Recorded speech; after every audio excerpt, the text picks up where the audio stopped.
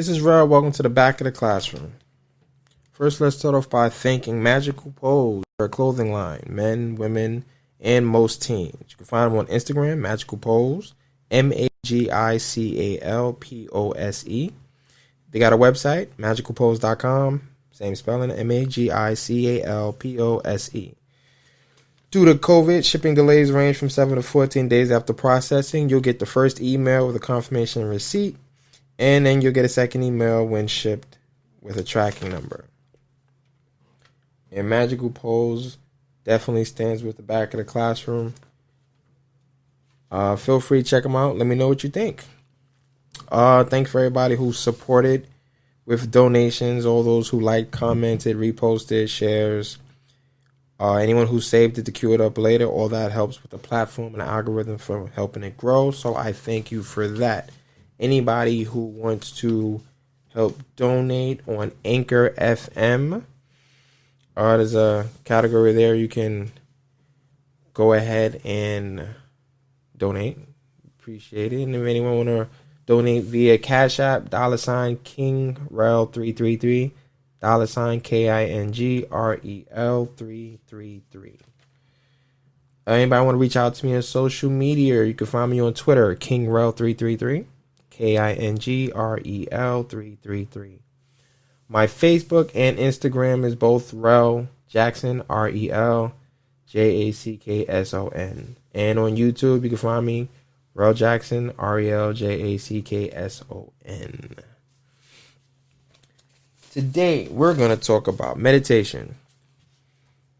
I've come to realize not everybody understands what meditation is. So let's get into it. Meditation is to think deeply or focus one's mind for a period of time in silence or with the aid of chanting for religious or spiritual purposes or as a method of relaxation. That's what we're going to focus on today. So, that being said, let's talk about the types. You have mindfulness. Mindfulness is to focus on thoughts with no involvement. So you want the, how would they put it? You don't judge your thoughts or become involved with them. You simply observe. Take notes of patterns, and it should help, even if you want to focus on your breathing and just observe how your breathing is. Observe what your body's going through. And a form of meditation, because you calm down, you can kind of literally block out the rest of the outside noise and just focus on yourself, your body. The second one's going to be a spiritual meditation. And that is similar to seeking a connection with a higher power. So almost similar to prayer, right? And to, to assist with that, you can use oils, essential oils, to heighten the spiritual experience. Some of those oils are frankincense, myrrh, sage, cedar, sandalwood, and palo santo. Feel free and check that out. The next one is focused. That's when you're concentrating on your breathing or external influence. It's just something to focus on. It doesn't have to be. It's just you focusing on your breathing. You can count mala beads. You can listen to a gong. You can stare at a candle flame. For beginners, if you can hold it for more than a few minutes at first, that'll be great. And of course, as you get more disciplined, you go, a little bit longer. The fourth one is going to be movement meditation. A lot of people associate that with yoga, but you can also include walking, whether it's through the woods, gardening, qigong, or just walking or doing chores. A lot of people can, get through some bad times or a very hectic situation or frustrating situation and they start to wash dishes and clean the house, and that helps them a lot. And then your fifth one is going to be mantra meditation, and that is a repetitive sound to clear the mind using a word, a phrase, or a sound.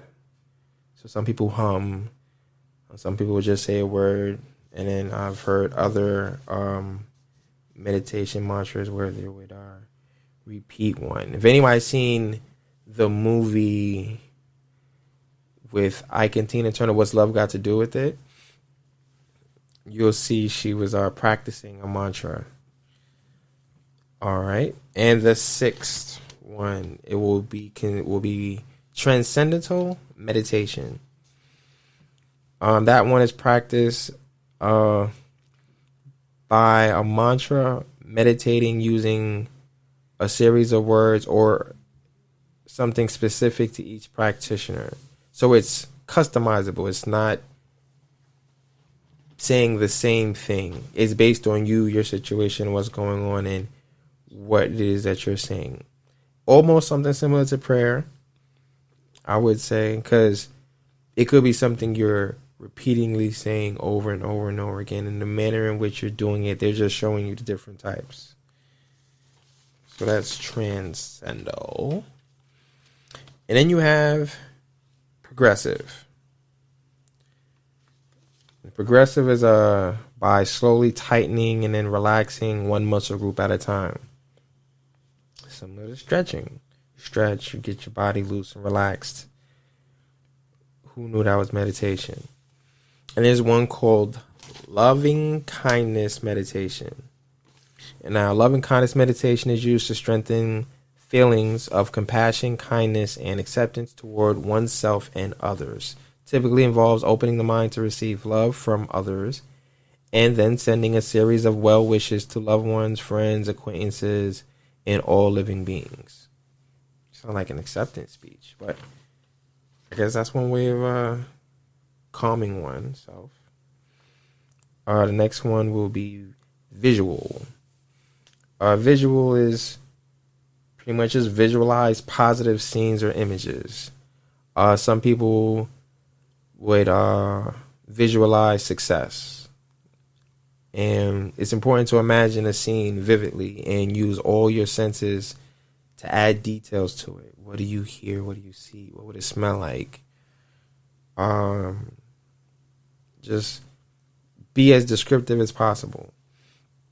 And you should get some really good benefits from that. And of course, one would ask how to get started. Best way to go about it, I would suggest, in my opinion, start off first learning to control your breathing. Learn different breathing techniques. See which one works best for you.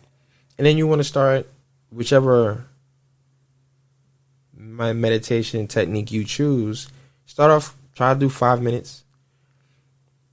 Every 5 minutes a day. In a stressful situation, you could be at work. Take 5 minutes. Take a deep breath. However it is, whichever technique you want to use, you can pick it and just put 5 minutes toward it. And then build yourself up to getting able to do 10 minutes. And then get to 15 minutes. And then to 20 minutes. Until as long as, even if you just wanted to do that for a day, just sit back, relax, and just meditate. Just to give oneself clarity and peace of mind.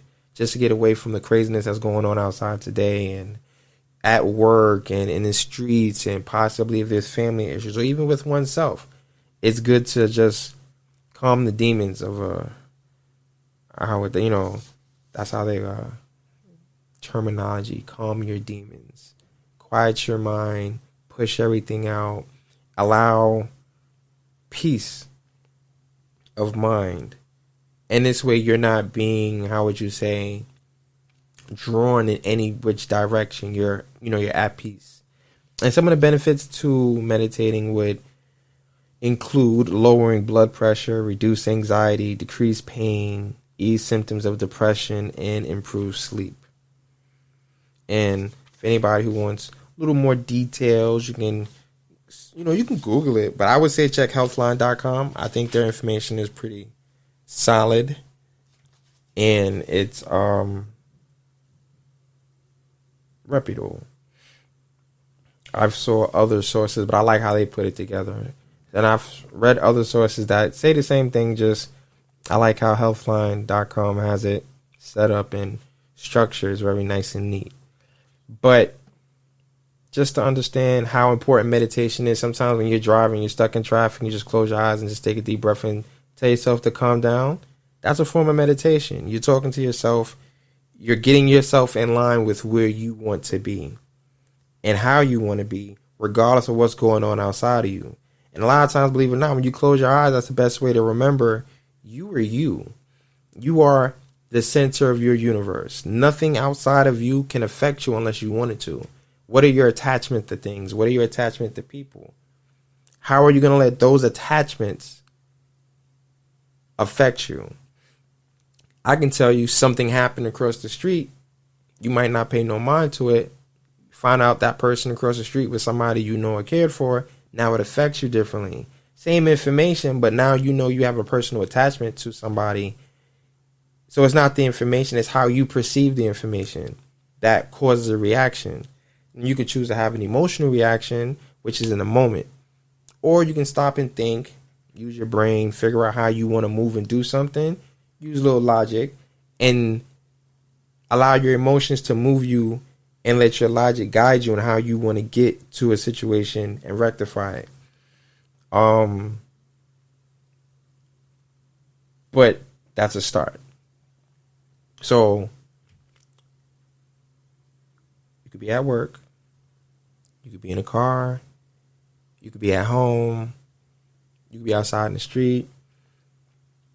Take the time to control your emotions, meditate, take a moment, separate yourself from everybody else, allow yourself to calm down and relax. A clear mind will definitely think a lot clearer than a person who's frustrated or a person who's like going through it emotionally.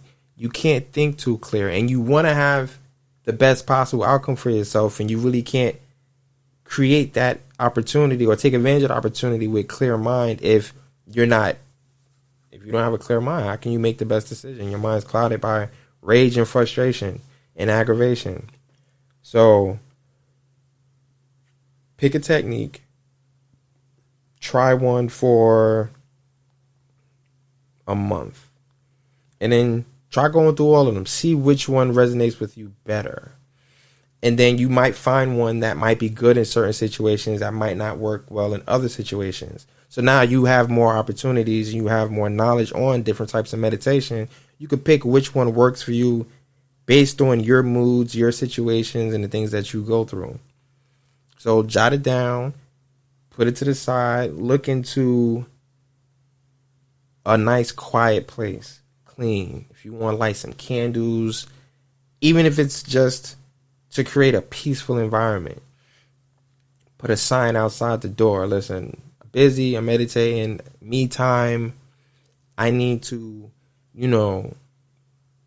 time for yourself. You have to always make sure you make time for yourself. Otherwise, you go crazy because you're doing things for everybody else and you forget about you.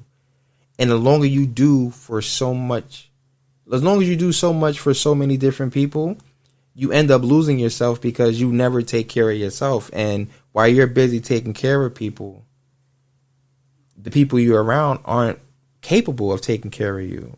And as much as I'm pretty sure they appreciate all that you do, you have to recharge too. You have to get back with yourself. You have to be able to get yourself together, make yourself whole. So when you do go back out and you do continue to help people, you're not going to be out of gas. You're not winded. You're not left in a vulnerable state to where you're now weak, to where something can happen to you that, we're neglecting, and then we could have prevented it just by making sure we, regrouped and got ourselves together. Part of meditation, you probably want to make sure your nutrition is good. You want to make sure you eat well. You want to make sure your health you put on the front line and make sure that, there's no issues that you need to address and get to.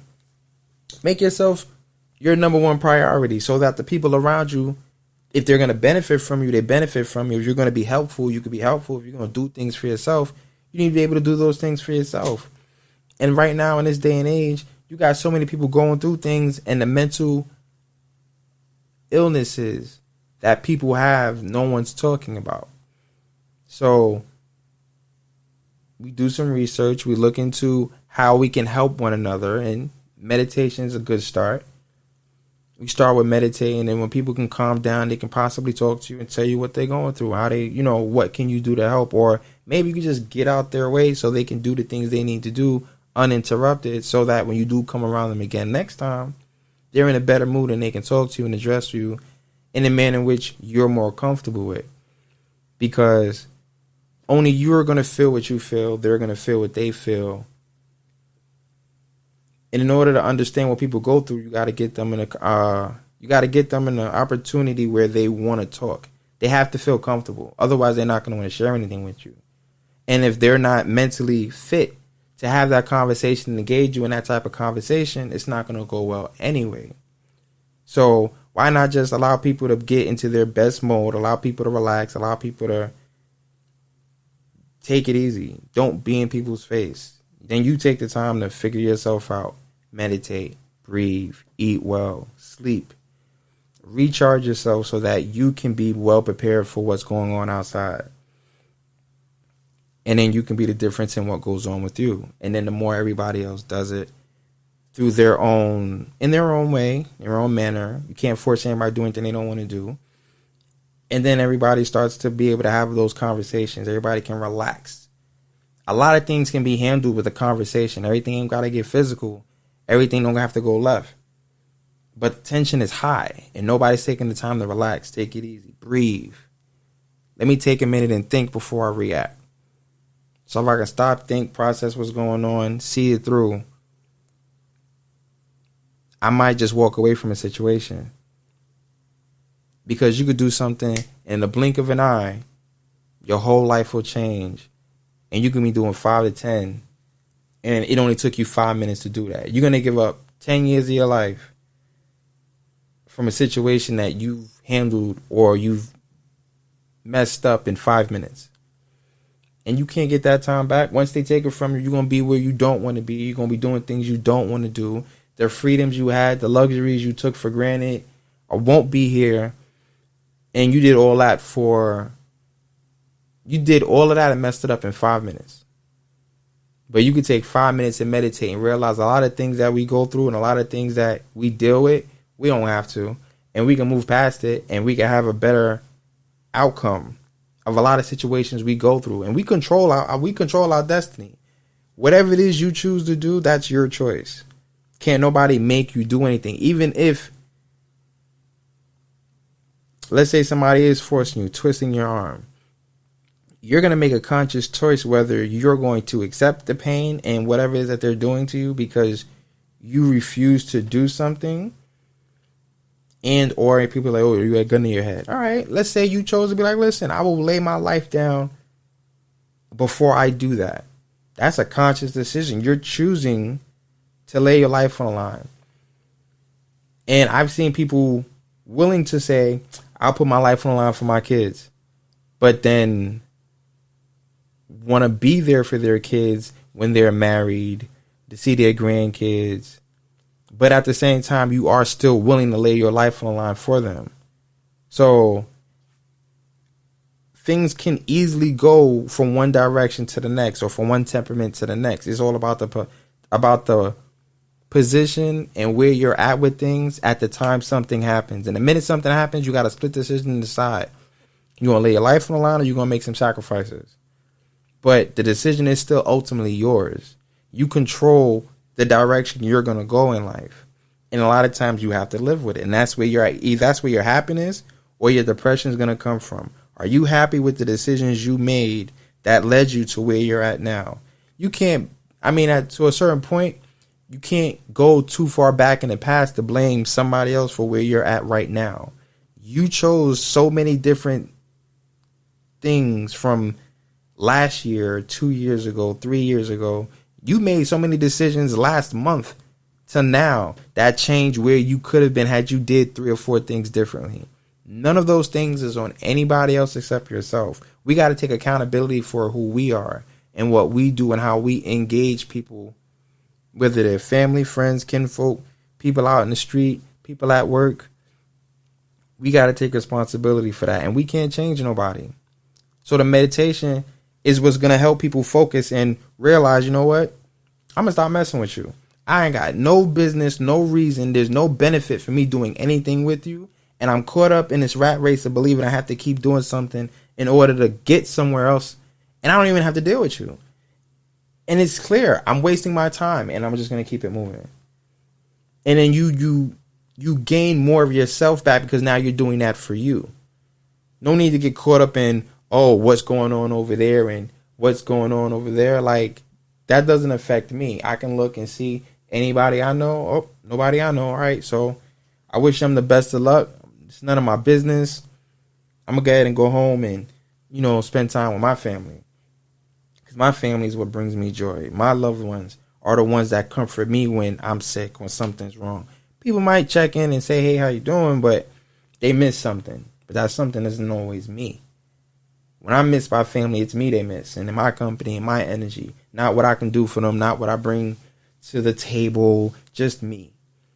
And I've learned, and my family and I have come to an understanding where we accept each other for who we are. And I'm the same way with my people. You could be whoever you want to be. You can move however you want to move, as long as it doesn't conflict with my morals and principles.